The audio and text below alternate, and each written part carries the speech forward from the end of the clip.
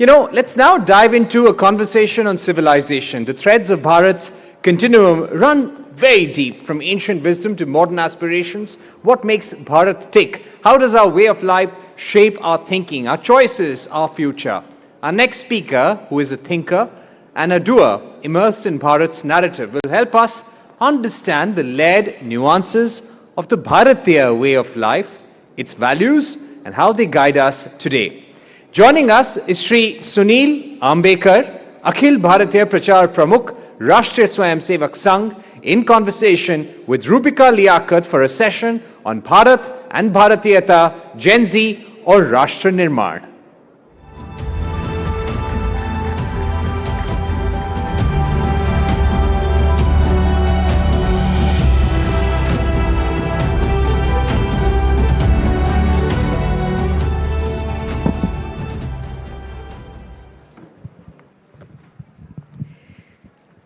Network 18 के rising Bharat के इस मंच पर आप सभी का मैं बहुत बहुत स्वागत करती हूं। और अब जो ये सेशन होने जा रहा है और इस सेशन में जो मेहमान हमारे साथ इस वक्त मौजूद हैं, ये उन तमाम सवालों के जवाब देने वाले हैं जो कई बार कई मर्तबा आपके मन में भी उठे होंगे। तो एक बार जोरदार तालियों से स्वागत कीजिए राष्ट्रीय स्वयंसेवक संघ के राष्ट्रीय प्रचार प्रमुख और अखिल भारतीय विद्यार्थी परिषद के राष्ट्रीय संगठन महासचिव, बचपन से ही स्वयंसेवक रहे हैं, सुनील आम्बेकर जी। सुनील जी, बहुत बहुत स्वागत है आपका। मैं बगैर वक्त जाया किए सीधा प्रश्न आपसे कर देना चाहती हूं। आज की तारीख में राइजिंग भारत में संघ की क्या आवश्यकता है, संघ की क्या जरूरत है? आज का जो अपना देश है और विशेषकर युवा, वो बहुत ऊर्जावान है और पूरा देश एस्पिरेशनल है। पूरे देश में एक बहुत बड़ी आकांक्षा तैयार है और सब मिलकर देश को आगे बढ़ाना चाहते हैं।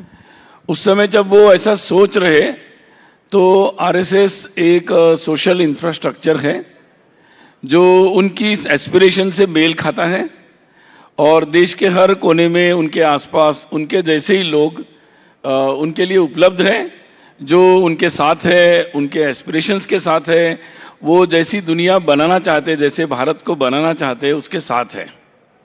तो मुझे लगता है यही आरएसएस की भूमिका है और उसको आरएसएस आगे भी निभाएगा। मतलब आप ये कह रहे हैं कि जेन जी इज इक्वल टू आरएसएस के ख्वाब?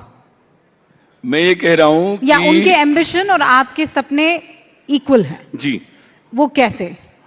जैसे उदाहरण के तौर पर आज देखिए, भारत मैंने जैसे बताया कि एस्पिरेशनल है। हर युवा चाहता है कि मेरा देश आगे बढ़े, मैं स्वयं आगे बढ़ूं, मेरा देश भी आगे बढ़े। आज के युवा देश पर विश्वास करने लगे हैं। आप ये कह रहे हैं जेन जी राष्ट्रभक्त है? हाँ, मतलब आप अपने शब्दों का उपयोग कर सकते हैं। मैं जो कह रहा हूं कि हाँ, वो उनके लिए भारत माता की जय उनके हृदय की बात है। पर जिस भारत उनके लिए वंदे मातरम ये मतलब कोई स्टिग्मा नहीं है, उनके लिए वो दिल की बात है और करने की बात है। ये जो आप कह रहे हैं कि भारत माता की जय, वंदे मातरम कहने में जो हिंदुस्तान का, भारत का युवा है वो फख्र महसूस करता है, लेकिन बहुत से ऐसे लोग हैं और एक तबका है जो ये कहता है कि आप जबरदस्ती भारत माता की जय थोप रहे हैं। मुझे लगता है कि अगर ऐसा होता तो 100 वर्ष नहीं लगते संघ को। 100 वर्ष की यात्रा है, एक लंबा लोगों से संवाद का क्रम है संघ का। हम लोग जमीन पे जाते हैं, लोगों से बात करते हैं, तो ये एक ऑर्गेनिक प्रक्रिया है। अदरवाइज हम भी किसी अन्य दल की तरह एक 5 साल के हिसाब से ही चलते हैं। हम लोग वर्षों, शताब्दियों के हिसाब से चल रहे हैं। तो हमारी प्रक्रिया आराम से है, ऑर्गेनिक है। एक एक व्यक्ति के पास हम जाते हैं और हम आराम से अपने विचार रखते हैं, उनके विचार सुनते हैं और मुझे लगता है ये प्रक्रिया लगातार चल रही है और अभी भी ये प्रक्रिया तो सतत है। कोई अगर ये कहेगा कि ये प्रक्रिया पूरी हो गई तो मुझे नहीं लगता। इट्स अ कंटिन्यूअस प्रोसेस, चलती रहेगी ये। अब इनमें 2 सवाल निकलते हैं, लेकिन पहला सवाल, आप कह रहे हैं कि 100 वर्ष आपको हो गए और 100 वर्ष नहीं होते अगर हम थोपने वाले लोग होते। इन 100 वर्षों में संघ कितना बदला है? बदला भी है, वैसा का वैसा है, क्योंकि वैसा का वैसा मतलब जमाना आगे बढ़ गया है, एआई का वक्त आ गया है, वीडियो कॉन्फ्रेंसिंग होने लगी है, लेकिन संघ आज भी यकीन रखता है प्रवास में, संघ आज भी यकीन रखता है जनसंपर्क में। आदमी के पास जाकर आप प्रवास करते हैं, उनसे बात करते हैं, ये तरीका आप आगे भी ले जाने वाले हैं?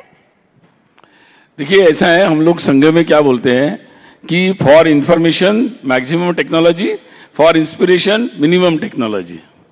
For inspiration minimum technology. तो क्योंकि इंस्पिरेशन तब मिलता है ना जब आप व्यक्ति से व्यक्ति मिलता है, जब एक दूसरे को हम समझते हैं। It is a heart to heart dialogue, वो तो वैसा ही होता है। बाकी बहुत सारी बातें होती है, स्किलिंग होता है, इंफॉर्मेशन होती है, बहुत सारी बातें आइडियाज के बारे में होती है, उसमें बहुत सारी टेक्नोलॉजीज का उपयोग करते हैं। बहुत सारी टेक्नोलॉजीज का उपयोग करते हैं। लेकिन ये मैं आज आपके सामने बैठा हूं ये जनसंपर्क है। आप जनसंपर्क व्यापक भी हो रहा है ना, टेक्नोलॉजी आ रही है बीच में। और इन 100 सालों में ऐसा क्या है जो संघ अचीव नहीं कर पाया है? एक ऐसा दर्द जो संघ के सीने में आज भी है, और ईमानदारी से बताइएगा सुनील जी।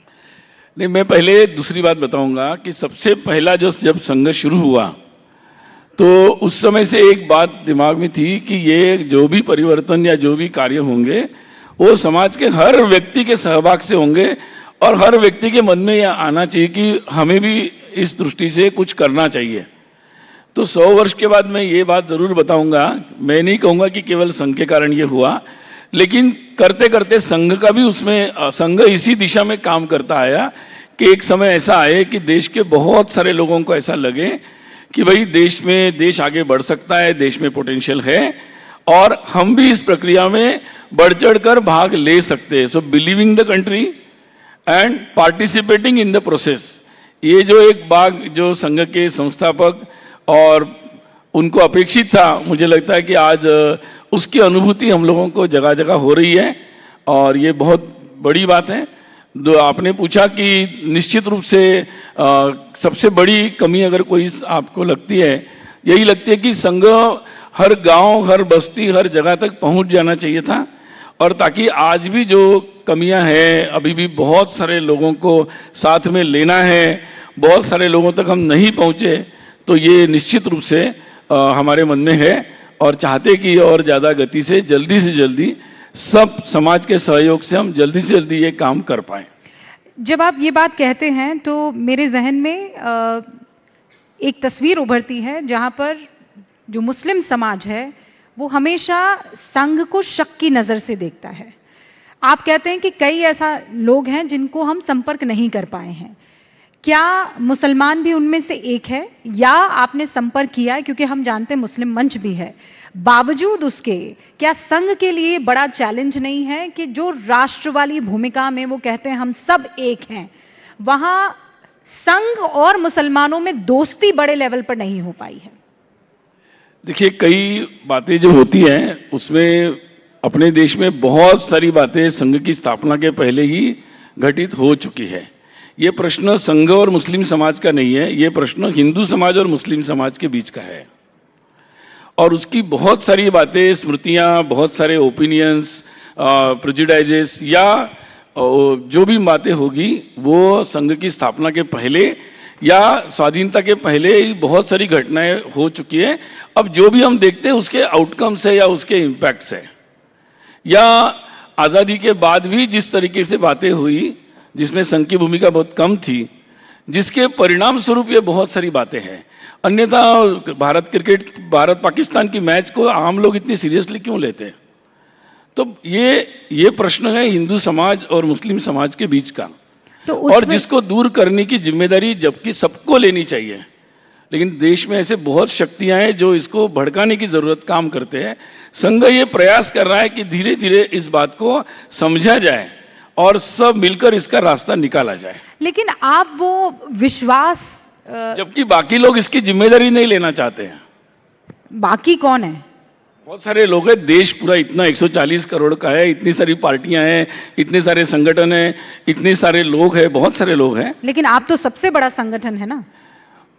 देखिए, ऐसा है कि समाज के आगे कोई बड़ा नहीं होता है, संघ तो ऐसा नहीं मानता।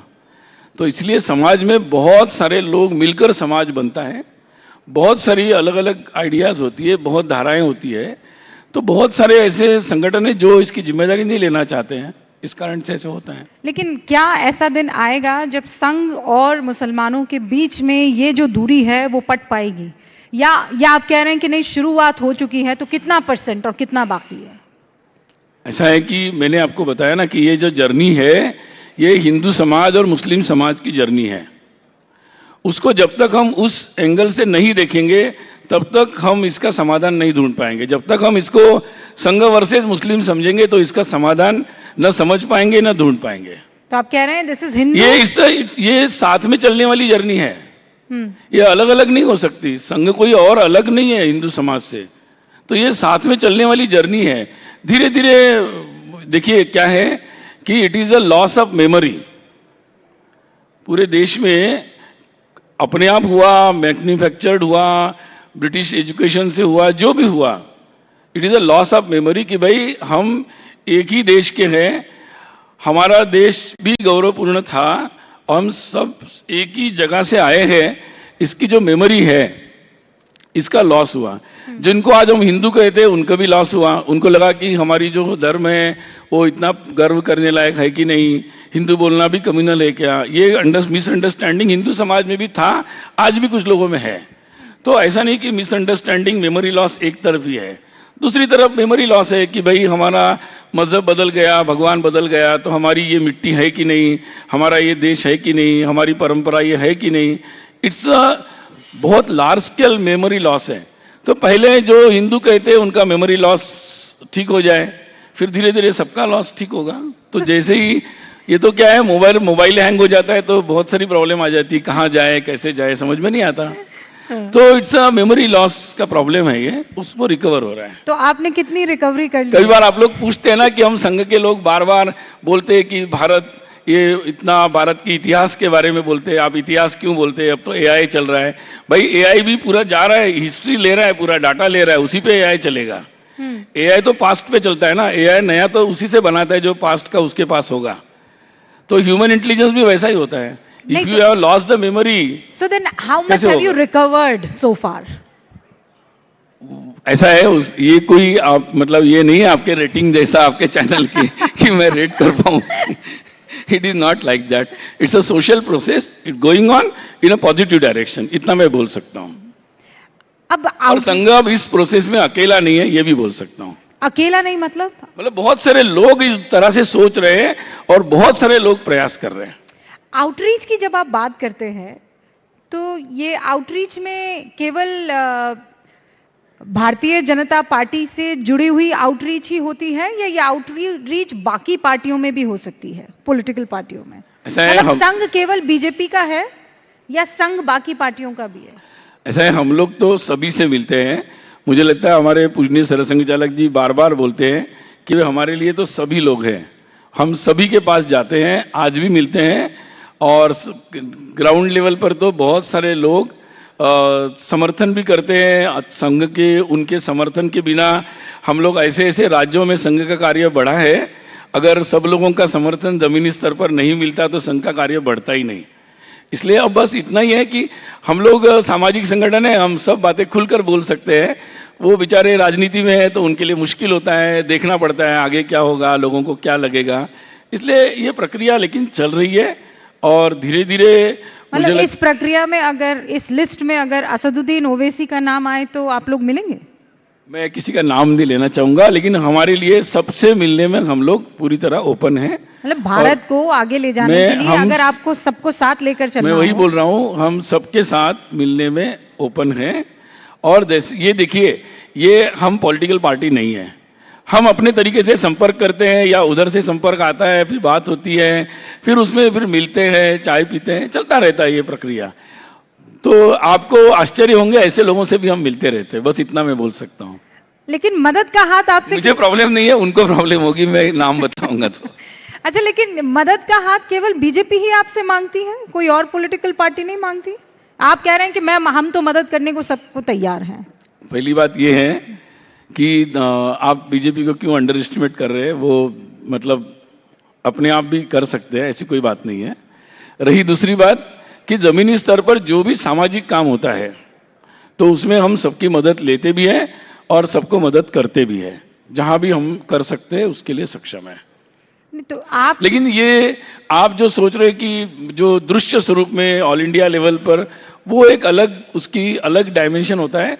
हम लोग ज्यादातर ये सारे काम जमीनी स्तर पर करते हैं, जमीनी स्तर की आप चूंकि जहां आपका कैमरा बहुत कम बार पहुंच पाता है। नेटवर्क 18 का कैमरा यकीन मानिए ऐसी ऐसी जगह पहुंचा है जहां कैमरा ही पहली दफा देखा गया है।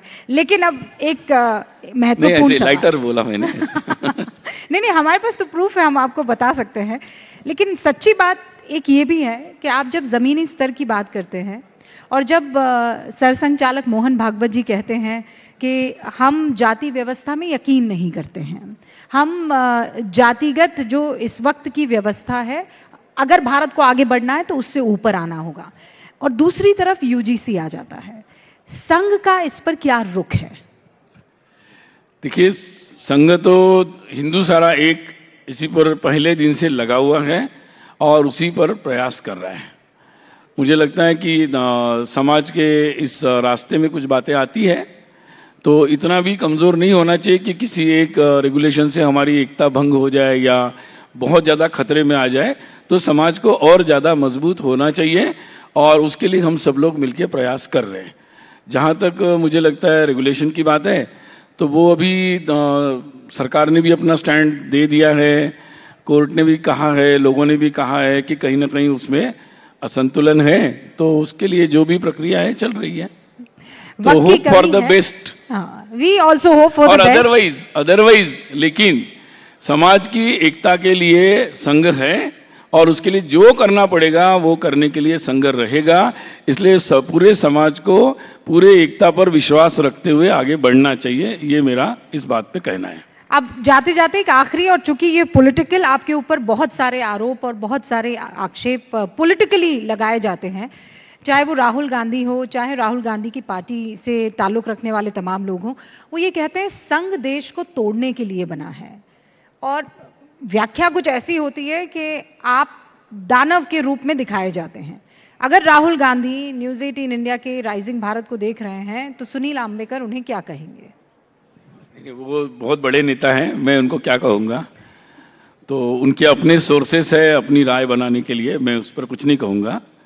लेकिन मैं एक बात जरूर कहूंगा कि संघ को आज 100 वर्ष के बाद मुझे लगता है कि सामान्य समाज में जो लोगों का सहयोग मिल रहा है, आशीर्वाद मिल रहा है और संघ अपने काम में लगा हुआ है। और मुझे लगता है कि मुझे इस बात को संघ बना ही देशभक्ति के लिए, राष्ट्रभक्ति के लिए, समाज की एकता के लिए। तो मुझे नहीं लगता कि 100 वर्ष के बाद मुझे इस बात पे कोई एक्सप्लेनेशन देना चाहिए, क्योंकि उसका अगर तो ये तो फिर गलत बात हो जाएगी। तो मुझे लगता है कि समाज में जो संघ कार्य के साथ जो लोगों ने आशीर्वाद दिया है और इसी कारण से संघ कार्य देश के हर कोने में बढ़ रहा है।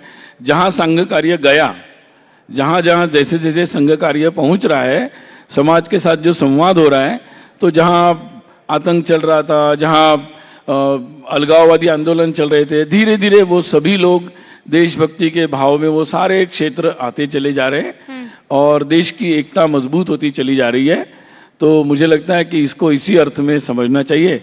और बाकी अगर किसी को बात समझनी हो तो हम हमेशा, हमारा दरवाजा खुला है। हम क्या काम कर रहे हैं, कैसे कर रहे हैं, कैसे एकता हो सकती है, इसके बारे में कभी भी चर्चा हो सकती है। तो मतलब आप राहुल गांधी को इनवाइट कर रहे हैं? मैंने बताया ना, वो बहुत बड़े नेता है, मैं क्या बोलूं उनको। बहुत बहुत शुक्रिया सुनील आंबेकर जी हमारे साथ जुड़ने के लिए। तो ये थे सुनील जी जो बता रहे थे कि संघ का रोड मैप क्या है और आगे अगर आपको संघ को समझना है तो दरवाजे खुले हैं। बहुत बहुत शुक्रिया। बहुत बढ़िया, धन्यवाद।